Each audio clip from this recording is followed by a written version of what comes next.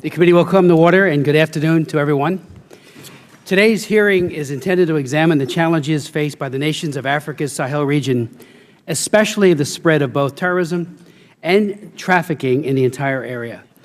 These problems alone pose a danger to the security of both the Sahel and developed countries, not only because of air traffic to West African that transit in northern Mali, but also because of the use of the region as a base of attacks by Islamic extremists on Western targets. Moreover, the pre-existing humanitarian crisis is now worsened, and as are human rights concerns.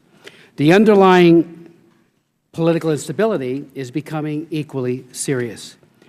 We are holding this joint hearing as a joint session because of the threat that we face goes beyond the jurisdiction of any one of our subcommittees. It involves not only Africa's Sahel region, but also countries in North Africa, especially Algeria and Libya. It also involves terrorist groups originating from and based in nations outside of the Sahel. It is a sign of how seriously the Foreign Affairs Committee considers this matter that our three subcommittees have come together to consider this matter today.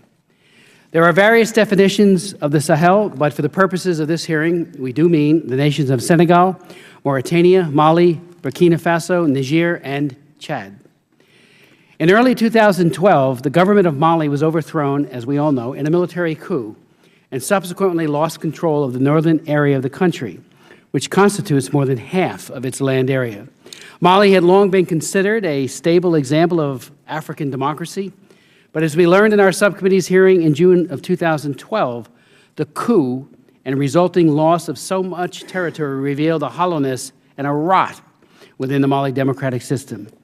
The influx of well-armed terrorist groups, broken promises to neglected ethnic groups, lack of adherence to democratic principles, and rampant drug smuggling all made the Mali government vulnerable to breakdown. We must ask now whether other countries in Africa's Sahel region are also more vulnerable than we think. Mali provided a staging ground for al-Qaeda in the Islamic Maghreb, or AQIM, which is daily becoming an ever greater threat in the region and perhaps globally. AQIM is considered the best funded of all al-Qaeda affiliates, and through its ties to other terrorist groups, may be funding their activities as well. In a July subcommittee hearing last year, we learned that Boko Haram in Nigeria is not a unified organization, but rather various factions, some of which are focused on embarrassing the Nigerian government, but others that have a more global jihadist view. It is the latter that we have had present in northern Mali and pose a threat to Western interests, not to mention the interests of the Mali people. Boko Haram attacks led Nigerian President Goodluck Jonathan last week to declare a state of emergency in 3 northern states in his country. A radical Boko Haram splinter group known as Ansaru may have attacked Nigerian troops en route to a peacekeeping operation in Mali. In Mali, 3 terrorist groups dominate the rebellion that split off the north. Moujwa, a splinter group of AQIM, Ansar al-Din, an Islamic Tuareg rebel group, and the MNLA, a more secular Tuareg group. These groups have different aims and sometimes clash with one another. Nevertheless, they collectively oppose and continue to pose a threat to the peace in Mali and the region. As a result of the rebel actions in northern Mali, there are currently more than 300,000 internally displaced persons in Mali, more than 74,000 refugees in Mauritania, 50,000 refugees in Niger, and nearly 50,000 refugees in Burkina Faso.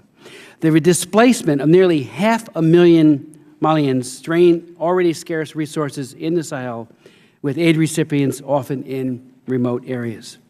French forces, as we know as well, were able to forestall a rebel advance in southern Mali earlier this year, and an African military contingent is in the process of being deployed to Mali even now. However, chasing rebels out of Mali's major northern towns will be easier than ending ongoing terrorist attacks or reconciling ethnic groups whose enmity has grown over the year. We look forward to today's witnesses, I should say. All of them, and our two witnesses from the administration, thank you for being here, and I'll properly introduce you in a moment, but thank you for your leadership. It is making a huge difference. I'd like to now yield to my good friend and colleague, Ms. Bass, for an